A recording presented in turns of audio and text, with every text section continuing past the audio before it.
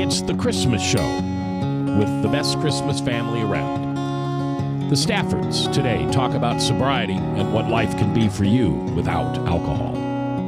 Restoring hope, open my heart to sing, taking the darkness inside, revealing your light, restoring hope, open my eyes to see the world through different eyes, revealing your light, restoring hope. Welcome. It's the 22nd day of December in the Lord's year 2014. I'm J. Michael McCoy, and this is the Christmas edition of Restoring Hope Live, brought to you by the good folks at Powell CDC. And, what would be a humble... Ty, I'm going to ask you this because I think you'll be honest. Lay it on me. Would you be the first family of sobriety for Des Moines, Iowa? You know, I mean, is that kind of fair? yeah. If I was sober, then we'd be of the first full family probably. Although I think my perspective in this whole thing is more just living with a family of all alcoholics and just seeing the chaos that unfolds with it. Okay. I might stick with first family, though. It could be, you know. Because nobody helps more people than I'm aware of than your mom and dad. It is pretty incredible to see all that, particularly like growing up, like within the program. We had meetings at our house all the time. So to see that like leadership, not just within the program, but then like use that in my life outside so many different like perspectives, it was really exciting. Yeah, I'll bet. Because you've been sober 27? No, it'll be 29. 29. 29, but not yet, just New Year's Eve. Okay. And Jim, you're at 25 and counting. 25 and county. And Ashley, you're at 5.5. 5.5, and then it'll be 6 on the day after Valentine's Day. day after Valentine's Day. These dates, I always say, like, what happened like after Valentine's Day, or what happened after New Year's that was like so. It was bad news. Well, New Year's, that's... You've never heard the stories? I eventually, I think when I was young, I just didn't want to know, and then later on, I asked, and yeah. Well, maybe we'll talk about that because you're right. I mean, your belly button birthday becomes your secondary birthday after you get sober because that is the most important date in your life because if you didn't have that date, you probably wouldn't have had any more belly button birthdays. So it is the Stafford family, very involved in Powell. Jim, you were chairman of the board of the Alumni Association. I was for a couple of years, and I still am active and head up some committees for Powell. Yeah, and then you do aftercare. And then I do Aftercare aftercare as well. And you are a substance abuse counselor there. Yes. After your life as a school teacher and photographer, you went back to college and got your degree to be able to do that. Had you always wanted to do that since you got sober? I think my whole life I've always wanted to be a counselor. Okay. And but it was buried underneath some other things. I think you did it too without even realizing. I was just gonna say the same like thing. My whole life, I think every day I'd come home from school and she'd be on the phone. Yeah. Like talking to someone, you know, Sponsors like sponsors, you know, like helping people out. So I think even if it wasn't like accredited, like, yeah, I mean, I She think just took an avocation and made it in a profession, you know. Well, she finally got paid for it. Yeah, Right. pretty much. That's what it was. Do you know how many people you've sponsored? I mean, do you, know, have a I'm count? not sure exactly, but it would be maybe 3 or 4 dozen men over the years, maybe more than that. I currently work with probably 8 to 10 men. Some I call low maintenance, guys have been sober a long time, and then some that are newly sober. And obviously the ones that are newly sober That's take a little daily more. thing. Yeah, it is. It's Yeah. a daily thing. And how many people do you think you've sponsored? Maybe about as many 50? as he has. About 50? Yeah. But then you have that lineage of the lines. Yeah. Where people you have sponsored, they begin to sponsor people, and people that have sponsored you and their sponsors before that. Now, how many sponsors have you had in your 25 years? Let's see. That's a good question. I think I've had 3 sponsors, and the one that I currently have is a gentleman that I've been working with for over 22 years. My first sponsor was really important in terms of getting me into the steps and actually having me work the program. I'd been sober for about 6 months before I got a sponsor. I'd never recommend that to anybody. I'd recommend if you're newer in the program that you find a sponsor as quickly as possible. And then I went to another fella and worked with him for 2 or 3 years, and then the one I've got now has been my sponsor, like I said, for probably over 22 years. Is your first sponsor still living? He is. He moved out to California. Oh, that's the gentleman that comes to the meetings every once in a while. Not very No? often. Oh. No, that's another fella. But my second sponsor is still very active in the program. And but you just it's not a bad thing to change sponsors. And most people that are mature in this program, they recognize I've been let go as a sponsor a number of times, and you just move on. You know, and so it's all worked out. Yeah, I always tell the young people that I've worked with, and let me think, I guess I've only had 4. Uh-huh. And I said, fire me. Don't just disappear and stop taking the calls. I'm a big boy. I'll put my big pants on. I won't yell, but fire me. I need to know I'm no longer Whether you involved found with somebody else. Yeah, whatever it is, and I don't care. Yeah. Well, here's the thing. Some people, you need people for different reasons during different seasons of your life. And you may not be offering what that person needs at that time in their life, or there may be somebody that has something more.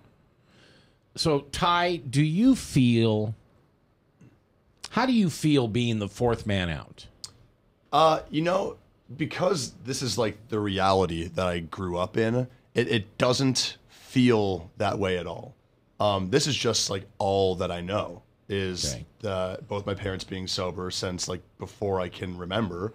And then my sister, we were just enough ages apart that like I never really saw her drink or like really go out. Maybe like once or twice in my life did I really like get an opportunity to do that. So like this is just the reality, and I think it actually has like, helped shape my ability to like constantly be thinking about alcoholism and addressing that in my own drinking and experiences through life. Now, if you go the theory that alcoholism is a disease, why were you the lucky one? And my dad always jokes, like, we'll see you in AA in a few years. Because, like, I think what it is just more like, I think that it is probably in my system. And so you just constantly have to be addressing it, thinking about it, and acting against it. And so because it was ingrained in my life so early, that's something that I've actively always thought about when it came to drinking in social situations. But that's not that unusual. I know. I just know it's genetic, and but it doesn't mean that just because it's genetic that it's in every individual in the family. Sometimes it skips generations. Sometimes it skips a family member. But there's no question that there's some genetic component to that. Yeah, but he was addicted to Mountain Dew and different things when he was little. So I thought, oh boy, we've got our hands full with him. And then the first time we knew you drank, when you passed out. Yeah, I mean, that was super embarrassing. I mean, it was like at a super young age when like you're not really like thinking about anything really much. And so, how old were you? It was like summer going into freshman year of college. Okay. So I like to look at that as an experimental time of like figuring out like I just didn't, particularly because I never saw my parents drink. I had no idea what like the limits of what an average individual would drink. What ended up happening was me drinking half of a bottle of 99 bananas by the time it took to cross the street, and it was a really bummer of a time. Well, that's when I felt bad when I found out. I thought, we didn't teach our children how to drink. We taught them not to drink. Right. So the fact that both of them then experimented without any background as to. I will say this, because I think the first time I ever drank, I was taking shots of whiskey just straight. I probably took 7 shots of whiskey that first time I ever drank because I had no idea. Yeah. I had no idea that was even weird. I just remember remember someone even saying, like, aren't you going to use a chaser? And the only thing I'd heard about a chaser, I didn't even know what a chaser was. And I thought it was a pill for hangovers. For hangovers. Yeah, I remember that. Because there was a commercial then called Chasers. Yeah. And I was like, I don't need a chaser. Like, I'm You'll be drinking fine. now. Like, I'm not hungover right now. And I didn't even know that people used to mix drinks. Like, I just thought that, like, Just You sucked just, them down. yeah, you just took shots. I love the story. I remember Ty telling it. We went to a wedding of some friends, and we were out in California, and there was a open bar there, and the bartender was there, and Tyler, you want to take it from there? You ask. Well, I was underage, and I asked him for a drink. He said, "What do you want?" He said, "Yeah, what do you want?" I was like, "Vodka." And he's like, "Vodka and what?" I was like, "I don't know any drinks." I was like, "Whatever you think." And he's like, "The way you're talking, it makes me think that you're not 21, but we're at a wedding, so whatever." So yeah, there's very little experience that went into going into it, but I will say the understanding of knowing that the potential of being an alcoholic was so ingrained in me that it only took a few bad experiences to recognize the behavior and go from there. You know, the Staffords are my guests today, Jim and Lila. 25 years sober for Jim, 29 for Lila, or will be 29 New Year's Eve. Ashley, 5, and Ty has maybe escaped that gene, that disease. It very much reminds me of my wife's family. My wife is a preacher's daughter. And so they were never taught how to be bad and what to do when you're bad, because they weren't allowed to be bad. Mm-hmm. Preachers' kids, especially small-town preachers' kids, sure. They were never taught. And so God bless my wife. I love her to death, but she has a hard time recognizing when she's done something wrong, because it was never everything you did had to be perfect, and so therefore everything you do is okay. Mm-hmm. Mm-hmm. Anyway. All right, so here's a question that I have, Tyler, for you, because you're the one that's sober. Mm-hmm. Now, I didn't start drinking until I was 34. I was a teetotaler. No, he's not sober. What's that? You said he's the one that's sober. Yeah. No. He's sober right now. Yeah. Yeah. Okay. He's the only normie. Yeah. Okay, there we go. He's the normie in the family. Do you someplace in the back of your mind think, well, you know, maybe when I'm 30, maybe if something terrible happens to me, maybe when my mom and dad are gone and I don't have any accountability to them, that I'm going to try a drinking career? You know, definitely not. In fact, like once a year, I always do a month of just like not drinking and just making sure that like, and I do no substances, like no caffeine. I pull everything out just to make sure, like take a personal check of like, what am I relying on that I feel like I need in a social situation, or I feel like I need in the morning? Like, I mean, just this morning I pulled down like 3 cups of coffee, and my dad was like, "Wow, you really like coffee." So it's just one of those like has self-assessment, and I don't think that's ever going to change. Particularly something that my dad ingrained in me very early, which is just your say-do ratio.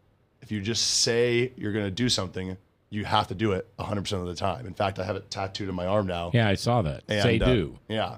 And so it is just one of those things that I've just like said so many times to myself that like that is how I'm going to be living my life. I don't think I've ever heard you say that. The say-do ratio? Oh, yeah. I don't think so. Have I? I haven't lectured you. I think that's probably a good thing. Tell us what it is again. Basically, it's accountability. Basically, when I was drinking, I had a say-do ratio of below 40%. I would always tell you that you'd say, "Hey, you want to do this?" "Yeah, you bet. I'm going to do that." I knew right then I wasn't going to do it, you know? Oh. So maybe 40% of the time when I said I was going to do something, and this could be in business, it could be a social event, it could be whatever, only 40% of the time would I actually follow through and do something. And I don't know when it was, probably 15, 20 years ago. It was while I was sober. I heard somebody talk about a say-do ratio, and that really hit home for me because I could understand it very well. And that's something somebody could do 100%, isn't it? You would hope so, ideally, but yeah, you could.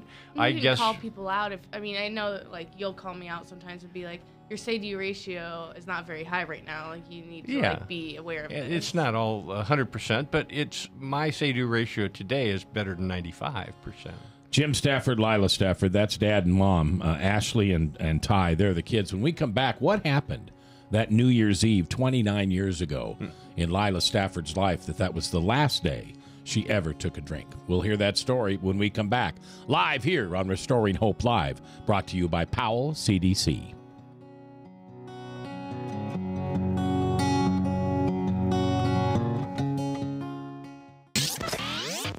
the RE/MAX Real Estate Concept Studios, this is Webcast One Live.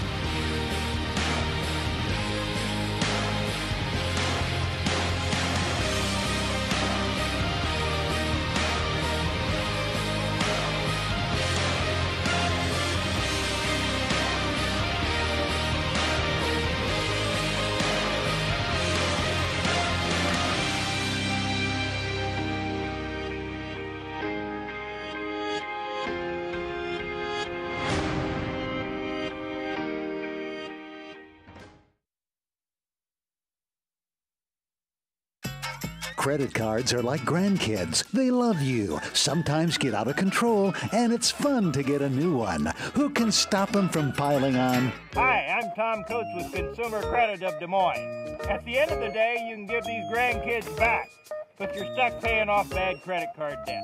We can help you put the fun back into using credit cards responsibly. Right, kids? Yeah! If you need help getting credit cards off your back, call Consumer Credit of Des Moines. Hey, psst. Let me let you in on a little secret. You ready? Always try to do business with people, not places. Especially if you seek honest Christian business people. And when it comes to my car, I really need to trust who's working on it. Now, my family is so blessed. A few years ago, we found a family-owned automobile repair shop that operates as a Christian business also. Open, honest, reliable, trustworthy. It's AMCO on Hickman Road in front of Kmart, and it's a family-owned Christian operating business. This family treats your car as if it was their car. Everything from oil changes to transmission repair and everything in between. So the next time you feel the need to be at peace with your choice of who you can trust with your car, give AMCO on Hickman a chance to serve you. And tell them Max sent you.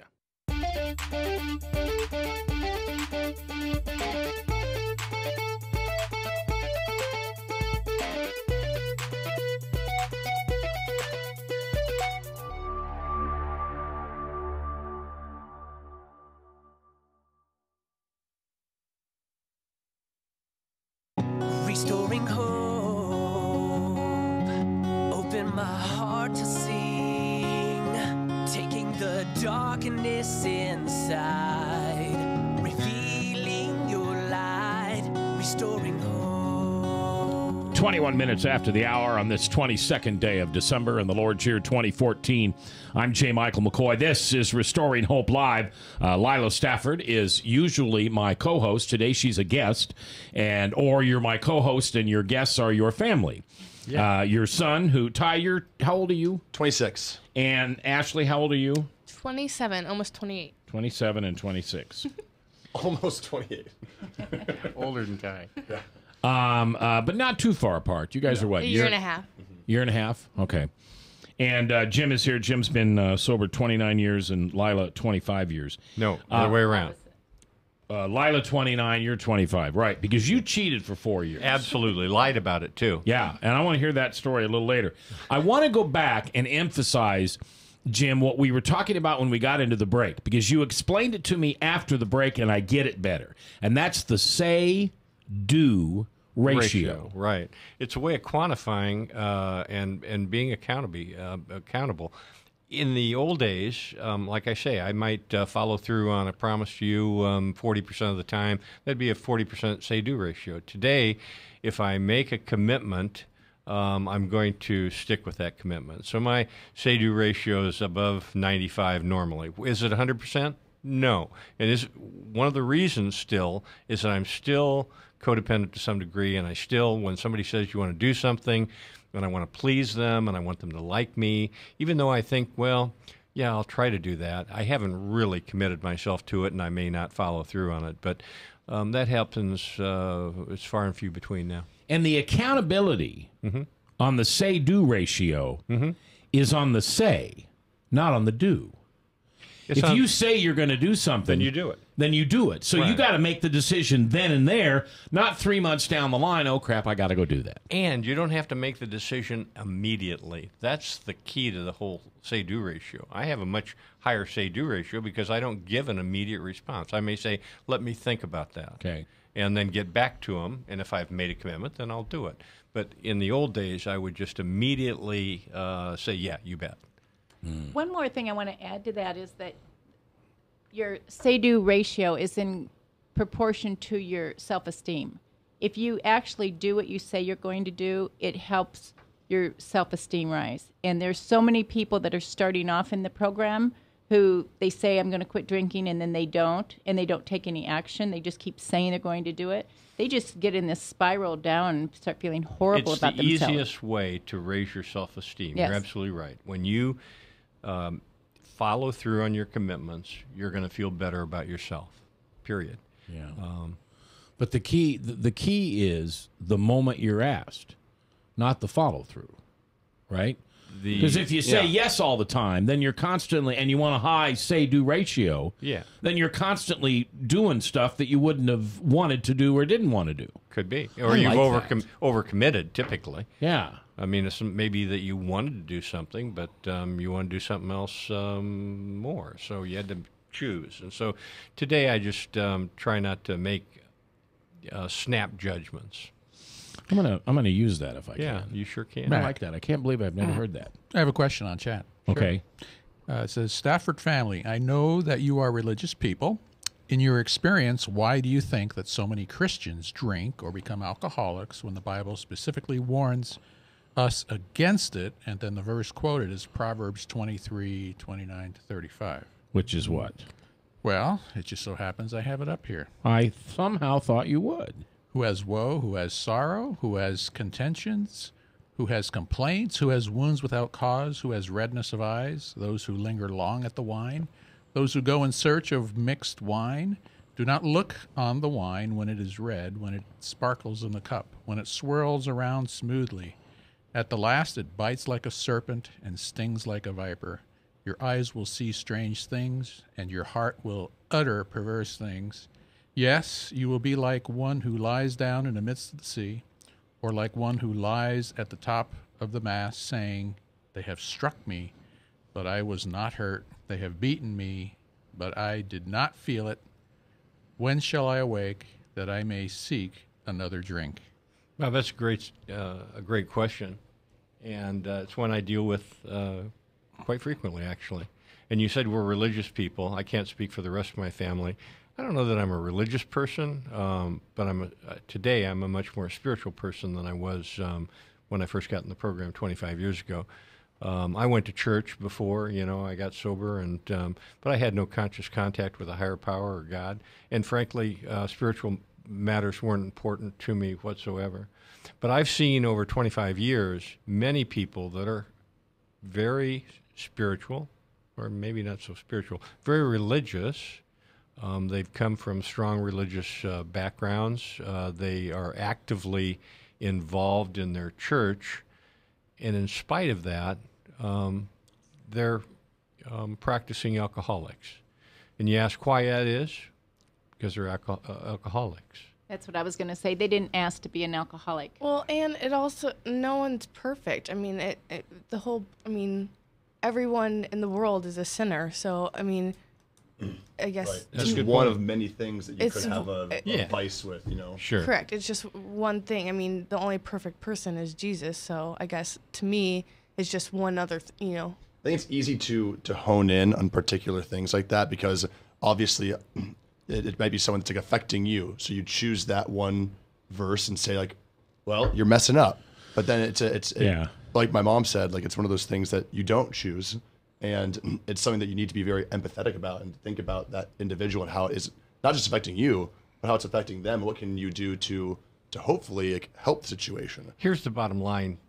And again, just based on my experience and watching thousands of people get sober and try to get sober, is that I've never, and this is just me personally, I'm sure that there are some, that if they're chronic alcoholics, if they're actively alcoholics, that have been able to sustain long-term sobriety with just religion. I've not seen that. I've seen people with long-term sobriety do it through a 12-step program supplemented heavily by spirituality and religion and church and all those good things. But that's just my experience. I think that the 12-step for me was more important, and it led to a belief in Jesus Christ and in a higher power.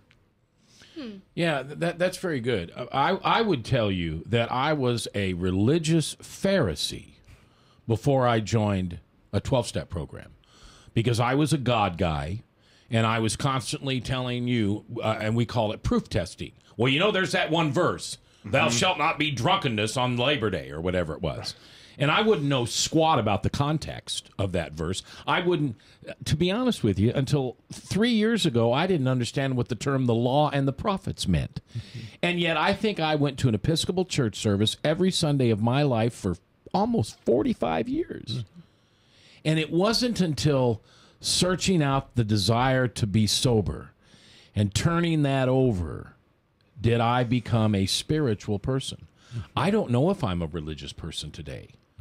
I wouldn't argue with someone if they said I was, but like you said, I'm a spiritual person. I have a personal relationship with my Savior. I don't have a religious relationship with him. Yeah.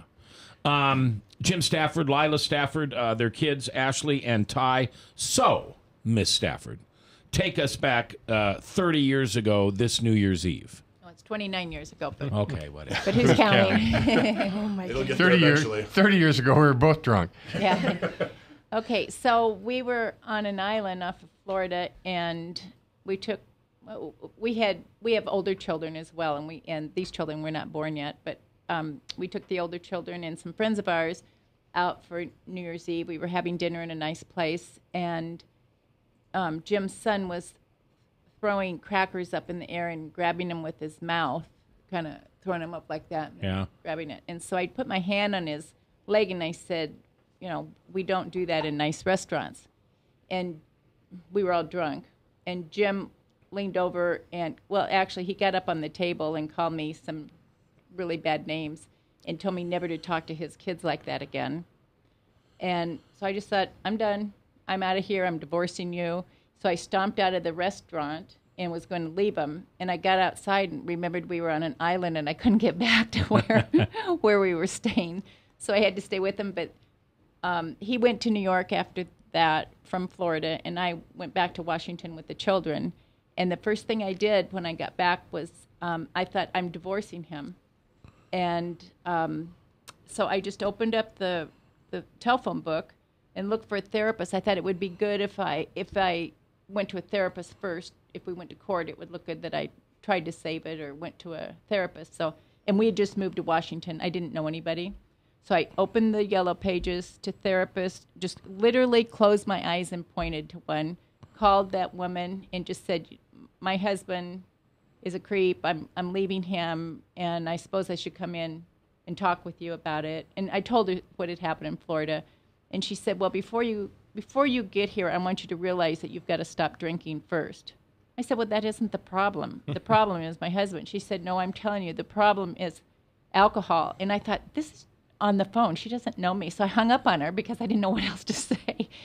And, you know, I never went for help at that moment. But it really, I've never forgotten what she said. And then when he came back to Washington, I said, here's the deal. I'm leaving this marriage, but we've got to give it a try. And we shook on it, and we said, neither one of us will ever drink again. And then he shook on it and drank. Say-do ratio is pretty low on that one, wasn't it, Stafford? Pretty low. Well, everyone keeps saying, how did you not know that he was drinking? But he traveled quite a bit. And so he would So drink. I continued to drink. I just didn't drink around my family or Right. around Lila, and which was interesting. Well, apparently one time a guy that he traveled with came to our house with his wife for dinner, and he assumed that we drank and partied because that's what Jim did with him on these trips. And I don't know if you pulled him in the other room and said, No, he actually said, "Can I have a beer?" And I said, "Well, we don't drink," and you should have seen his face. You don't drink. I've just been with him 2 or 3 days ago, blacked out and in bad shape. But he didn't say He got anything. the deal right away. I'll bet. Did you, by any chance, ever seek that counselor out? No, and I don't know. I don't even know who I pointed to, but Okay. I would love to get a hold of her and let her know how she influenced Maybe our pray life. about that. Yeah. And I think that you asked me at that time, or maybe that was after an OWI, I don't know, but you asked me to go to Alcoholics Anonymous, and I was just mortified. I mean, I said, well, what if somebody saw me? Yeah. What if somebody saw me enter that building where they know there's Alcoholics Anonymous going on? I'd be ruined. Yeah. Not to mention what... And I still hear that from newcomers, They're embarrassed about somebody finding out, for heaven's sakes, that they're... But you think of all the people that saw you drunk. Oh, my gosh. Yeah. That was never a problem. I had no, and the second A in that 12-step program is the one that I wanted. And then about 60 days into the program, God made it very, very clear to me that he needed me to talk about this publicly. Because I'm J. Michael McCoy. I can't have a drinking problem. I'm perfect. Well, that's been a really interesting element with us growing up with this, is that I never really knew it to be like that anonymous, because my parents spoke so openly about their own situations within the house that I just tell my friends, I'm like, yeah, my parents are alcoholics. Like, I didn't know that was like bad to talk about. Jim and Lila Stafford are here along with Ashley and Ty. When we come back, let's hear Jim's story from 25 years ago, how he finally put the plug in the jug. Here live on Restoring Hope Live, brought to you by Powell CDC.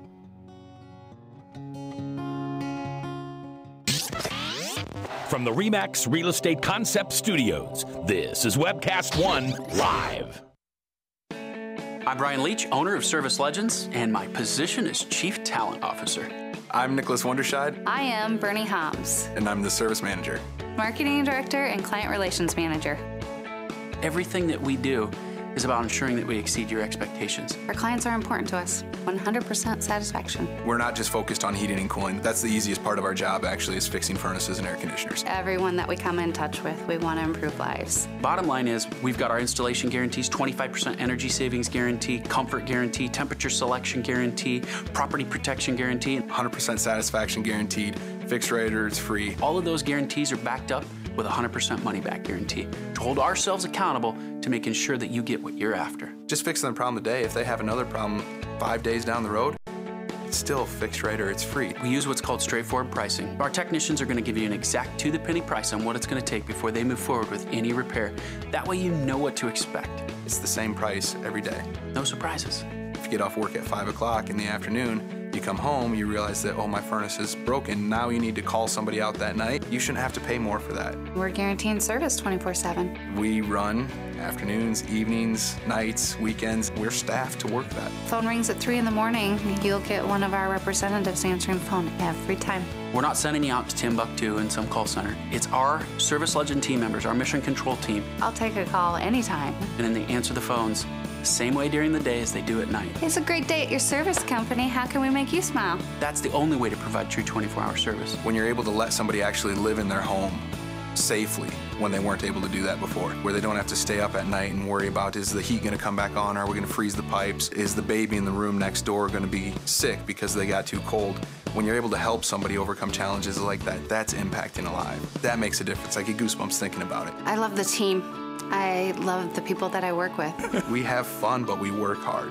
I call them my ambassadors of legendary service. If you could just envision what that is, that's who we're sending to your home. They literally will call in, pick up the phone and call and say, hey, I want to talk to your manager. And I get on the phone, they're like, that technician that was at my house was the greatest technician ever. That's cool to me. We want to brighten people's days. Every person that we have going into the house has gone through an extensive background check. Drug testing, we have a very thorough interview process that 1 out of 140 people make it through. If we promise you something, that's what you're going to get, no matter what. We're here when you need us to protect the safety and comfort of your family. If you're not happy, we're gonna make it right. If we're willing to put 100% money-back guarantee on what we do, what type of work do you think we do? Give us a call. We're there for you 24/7, 365 days a year. Enough said. Restoring hope.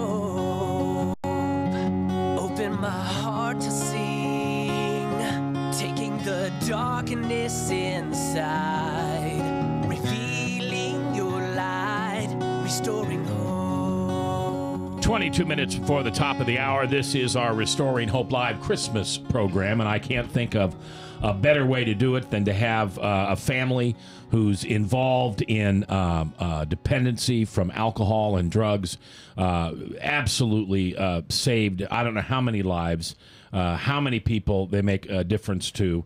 I mean, I know you guys know this, but I just thank you, for what you've done for me personally. I love this program. I'm so pleased I'm an alcoholic. Because I would have gone through my whole life, whether I would have stopped drinking or learned to drink normal or whatever, and I would have never had the spiritual program that allowed me to grow up. I mean, that's really what I did. You are more mature at 26 than I was at probably 46. Seriously. Well, I think that does rub off on what you were just saying, is that, I mean, essentially, I did grow up in this program because my parents had AA meetings at our house, what felt like, like once a month almost. And so, I knew the 12-step program. Yeah. You gave me those books that had every single day you could read a different little just thing to work on individually. Yeah. And I've given my friends those books because they're just, whether you're an alcoholic or not, they're amazing books to read. A lot of people don't understand that only in the first step is the word alcohol used. Mm-hmm. And if you replace that word alcohol with anger, sadness, depression, whatever it is, whatever hurt, habit, and hang-up you suffer from, those full 12 steps will help you with that issue. That's an incredibly interesting point. That's awesome. Alcohol is only mentioned in the very first one. Well, I think it's interesting that even though Ty is still out there drinking, and we don't think he's an alcoholic, he still carries the message because he grew up in this family, and he has helped a lot of his friends. Yeah, good. Find the program. Well, that's what I was saying. There was zero stigma. You were saying when you were trying to get sober, you didn't want people to know, and I've never known that as even a thought. I just thought that's what you just talked about because you just talked about it so much all the time. Yeah. It's I just thought you just tell your friends. Yeah, he did that when I don't know if I've mentioned that on here before, but in 6th grade, they have the DARE program that comes around. In 6th grade, the DARE guy had some cocaine or showed a bag or something, and he said, if you take this cocaine, you'll die. And Ty raised his hand. He said, well, my mom didn't die. She took cocaine, and she's still living. Wow. Wow. That was all over school in about Too 5 much minutes. information. Yeah. All right, Jim, you and Lila agreed to quit drinking at the same time, but you decided to continue to pursue a secret life of drinking for 4 more years. Yeah, and it wasn't a matter of deciding, Mac. It was I really did at the time that I told Lila that we were going to quit drinking. I really meant it. And I strung together 2 weeks, for a week went by, and 2 weeks went by, and 3 weeks went by, and I'm just going crazy. Now, what's interesting, too, is I wasn't the type of alcoholic that drank every day. I was never physically addicted to alcohol, but nevertheless, I obsessed about it constantly. And when I didn't have my weekends to let go and just go crazy, it just started to eat at me. So I imagine I strung together on my own accord 30 days. Well, Mac, that showed me clearly. You're not an alcoholic. Well, of course not. Yeah, right. I quit drinking on my own for 30 days. So I had really... Father like son here. I hear an echo from a few moments ago. I had really just simply overcorrected. I'd made a commitment that was unnecessary.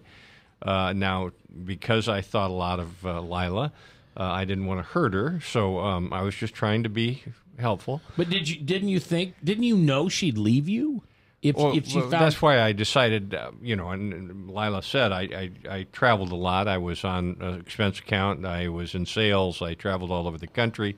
And the salesman that I was with, we all drank. And so it was very difficult also. So I guess maybe this was the first time that I was out with a salesman. Of course I drank because I was away from home. And so I convinced myself that what we had agreed to is that we'd stop drinking whenever we were together.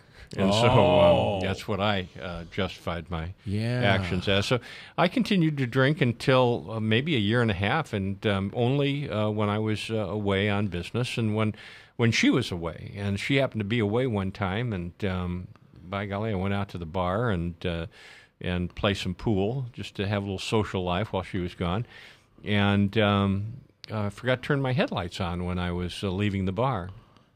In Windsor Heights. No, this was the first time over in Spokane, remember? Okay. In Spokane. And they picked me up, and I got an OWI at that time, and I was able to buy my way out of that with a lawyer and pleading it down. But the point is that, I don't know anybody that is 100% truthful when they're a chronic using alcoholic. And I'm always shocked, or I guess I'm not shocked, but I hear from women that are shocked when their husbands get into recovery. Well, he lied to me. Well, yeah, that's what alcoholics do. Yeah, they lie. And politicians and alcoholics. And it takes a long time for those wives, and it did my wife too, then to regain trust, because I remember how angry I was after being sober for almost 6 months and really sober, and then doing a fourth and fifth step, and came back after late doing a fifth step, and she thought I'd been to the bar. Well, I was angry. I couldn't believe that she would think that. And my sponsor the next day said, well, why wouldn't she think that? Yeah. You lied to her for years, and yet you expect her to have trust, complete trust in you in a matter of months. And he said, it's just not going to happen. So it takes time to regain that trust that we give up when we continue to lie as chronic alcoholics. Yeah. We were talking in a meeting today. Meetings are very different around the holidays, I'm learning, you know. And a guy talking today in the meeting about how he's been sober. This will be his third Christmas sober. And the relationship he has with his children and with his wife is actually worse than it was before, because they knew how to manage the alcoholic. They had an excuse, and therefore maybe didn't hold him as accountable. And now they don't know how to handle this guy who's fairly laid back and quiet and not argumentative and not pushing buttons all the time. And I really felt sorry for him. That's not unusual at all. No, I've unfortunately heard that. There are a lot of marriages that don't make it even after somebody gets sober because they don't know how to live with a sober person. Was that what you guys always said? It's like you guys got married because you were just the craziest people you knew, and then you like get to know each other again. Yeah. You know? It was like being married to a stranger when we both got sober. How long did it take you, or are you still doing it? No, it took, I would say, a few years before us to really feel comfortable. We were attracted to each other because we were alcoholic, and Yeah. I was immediately attracted by the fact that Lila drank as much as I did, and that seemed fun to me at the time. Yeah. The arguments and the hostility after we were married seemed to progress as we drank, so that's the reason that we decided to quit drinking, so that we would be harmonious, that we would be serene, that we wouldn't Yeah, but argue. we needed help. We went to counseling for 3 years. After I got Individually sober. and together. Yes, after we were both sober. See, and just as a man, I want to just give you big kudos and a trophy, because I don't think I could go through marriage counseling with Lila. I'm serious. From working a show with her every week and in meetings, when she gets upset with me, when she gets upset with you, it's hell to pay. Well, that's why you need a counselor in there, Matt. You need a safe person to. Well, I think that'll be you. Okay. Good. Yeah. Good. We're going to take our next break, and when we come back, Ashley, we've kind of left you alone here. I'm sorry, I didn't mean to. Get all over here. You've got a brand new baby girl who's 6 months. She's gonna be 5 months. 5 months. 5 months. And fairly newly married 2 years ago. All right. And you got to be thinking a lot about alcoholism when you look at that little baby. And do you wonder if, she's got the gene? Do you wonder? And your husband is in the food service business, as you were. And so we'll talk a little about that when we come back. It's the Stafford Family. It's the Restoring Hope Live Christmas party. We appreciate you coming along. This program is available on podcast as well as live here on the radio and on the internet. And we thank you for listening. Love this job. Couldn't do it without you. Right here at Restoring Hope Live, brought to you by Powell CDC.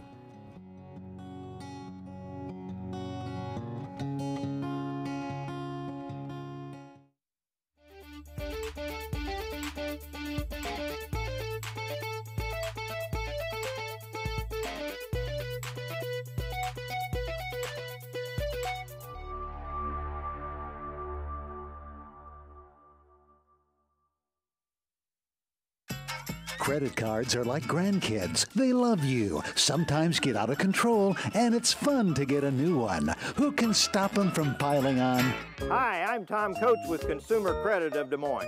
At the end of the day, you can return the grandkids, but you're stuck paying off bad credit card debt. We'll help you put the fun back into using credit cards responsibly. Right, kids? Yeah! If you need help getting a father who is headed toward another heart attack. A woman who struggles daily with diabetes and her memory. A boy whose headaches keep him out of school. A mother who one morning discovers a lump. A girl whose condition defies diagnosis. You come to us because you need answers, but you also need more. You need understanding of what you're going through. You need comfort. You need to be treated as an individual, not a condition.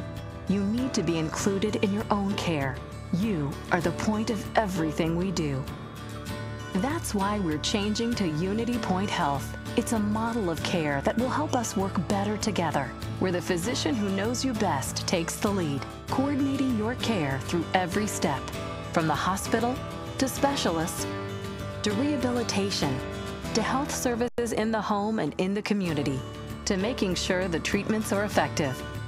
By working as a team, we surround you with care, helping you manage your health and your conditions, guiding you to making better choices and living a healthier life. The point of Unity.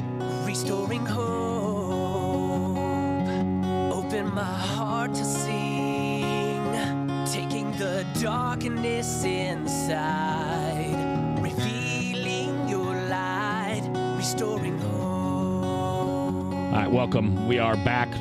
Coming up, we've got Salem Radio Network News at the top of the hour, and then Michael Mudloff. But special event coming up this New Year's Eve for our community of Des Moines. Yes, Sober Under the Stars, and it's at the Science Center this year. It's from 6 o'clock till 1 o'clock, and we have so many things going on that night. It's unbelievable. We've booked Grant Ganser, who was on The Voice, and he's going to be singing at 8 o'clock.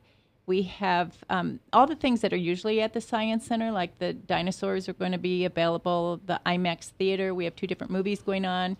We have AA meetings every hour on the hour. The Star Theater is open for kids to make their own Star show. We have lots of activities for kids. 12-step meetings every hour. That's what I said. And then we have... I already said that. And we have free parking at Iowa Cubs Principal Park. Food too, right? Yeah, free food. It's just going to... And we have a DJ, dancing, everything you'd want. But we also have people that will take you from Principal Park over. Toyota has loaned some cars to us. So, and they'll take you right to the front door. So it's going to be a wonderful evening. And it's only $5 for adults, $3 for children 13 and under. Yeah, and it's not a daycare. You are responsible for your kids. Absolutely. Yeah. All right. So, Ashley, you didn't think you were alcoholic?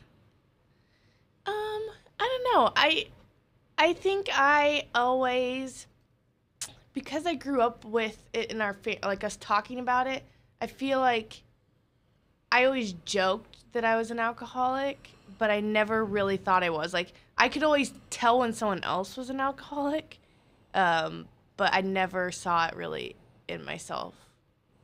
Until those Facebook pictures you posted. I was like, what is Seriously? this? Yeah. Yeah, he actually called me out. Well, that wasn't really what started it, but he called me out because I posted pictures and I was passed out on the floor with my eyes rolled behind my head. And that was back when you didn't really think about what you posted Yeah, online. no, this is, this is 5 years ago. Yeah. Well, yeah. even before that. Well, it was before that. This was probably 7 years ago. Okay. Yeah. And Facebook was semi-new, but everyone just posted whatever and didn't think of the consequences. And I just posted pictures of me passed out on the floor. And then Ty commented on it at the time and said, "Do you really think you don't have a problem?" And I think at the time I actually just thought it was funny. And I was like, oh, like, I probably do, you know? But it wasn't until Valentine's Day 5 years ago, almost 6 years ago, that I realized I really had a problem. What happened Valentine's Day? Short story is you were the designated driver. Yeah, I actually was. That's crazy when I look back on it. I was the designated driver, and I drove people from the bar to where my car was. And after that, I got in my car. This is after so many drinks that night. I got in my own car and typed in the navigation to get home because I was in Waukee and didn't know how to get home. I'm horrible with directions. And I typed in, I found out later, a different state. So I just started following the GPS and then ended up blacking out while I was driving and hit a curb, hit the median, and my tire flew off and I didn't know. And I was driving on the rims with it sparking. And I just had this I like to say that it was a God moment, but I had this moment where I just said, I don't feel safe right now. But I was blacked out, so it wasn't like I was really even conscious. And I said, I should probably pull over right now and call my parents, which is the last thing I would ever do. And I found one lit area in the middle of, I was out in the country, out in the middle of nowhere. And I called my parents and I said, I've been drinking and I don't feel safe driving. And I was so proud. I got this call at 2 a.m. and she said, I've been drinking and I really don't think I should be driving. And I thought, wow, that's really responsible. I would never have done anything like that. Where are you, honey? Well, I'm not sure. Well, I can understand. It's confusing and everything. But it was when we went out to pick her up and we found her, and the whole quarter panel was gone on the front of the car, and she was driving on the rim, that I knew that this was not right. Well, I had someone pull over. And they said to me, are you okay? Are you okay? And I was actually scared of them because I rolled down my window just a little bit. And I said, no, I'm fine. My parents are coming to get me. Don't, because I didn't know that my tire had come off. I didn't know anything. I just thought I was being responsible and driving off to the side of the road. And I was like, this creeper is coming up to me, trying to attack me or something. She had no tire. I had no tire, and that's why they were worried about me. And then I kind of had to just tell my parents, hey, I see this street sign, and it says, I'll just make up a name, I don't know. It was that way out in Johnston. Yeah. It was out. I thought I was in Waukee. It was a snowstorm. And it was out in Johnston. And I had to get out of your car and just read because she didn't know where she was, and we had to find her. But the neat thing is the following day, she went to bed that night. She said, don't talk to me, because she knew what we were going to tell her. Yeah, the next morning I woke up and I said, you don't even have to say anything. I said, I'm going to an AA meeting today. I just woke up and knew that it was kind of the protocol that if what I did... You drive with rims. If you drive... You go to AA. And have to call. I obviously felt so sick the next morning and so horrible. And I knew that I was having kind of flashbacks of what happened. I just knew that... But I got to tell you, I still am proud of that because... When I was at that age, you would have been 21. Mm-hmm. No, I just turned 22. 22, okay. See, I would have just said I was just unlucky. It just was a bad deal. I still... It's funny because I still have people say that to me. They still say, do you really think that you're an alcoholic, or do you think that you just overcorrected, or do you think you just had some bad experiences and you never really learned how to drink properly? Those are usually alcoholics that are asking me that. Yeah. That's awesome. But I think, truthfully, it's what I always like to tell myself. Every response I give is, well, I stopped because I didn't want to have to test it one step further. Yeah. Whoa. Because, what a good saying. Because the thing is that I've seen so many people in the program that say, I don't have a problem. And I saw my parents have people come over all the time and say, well, it wasn't real, I blame it on something else. And I said, do I really want to get to that stage? Because I know it could. So why not just stop now? You could die, That was such a good... that scenario is pretty dangerous. Mm-hmm. And then you think about, you test it again. If you took it any further than that... Yeah. I don't know what for me, I always said that I would never drink and drive. And that, to me, was me not being able to control that. So I've already gone past the stage that I already said I wouldn't. Yeah. Ashley, Ty, Jim, Lila, thank you very much. Thanks for helping us make this show possible for all these years, and we look forward to 2015. Why do we do this show? We do it because we know you know somebody. Maybe it's a daughter, maybe it's a son, maybe it's a niece or a nephew, maybe it's a neighbor, maybe it's the person in the cubicle behind you, maybe they're in church choir with you, and you know there's an issue and you don't know how to approach it. Now you know 4 other people you can call besides myself and Bob and say, hey, I think somebody's got a problem. Or maybe you'll say, hey, I think I have a problem. Merry Christmas. We'll see you tomorrow. Have a great day. God bless.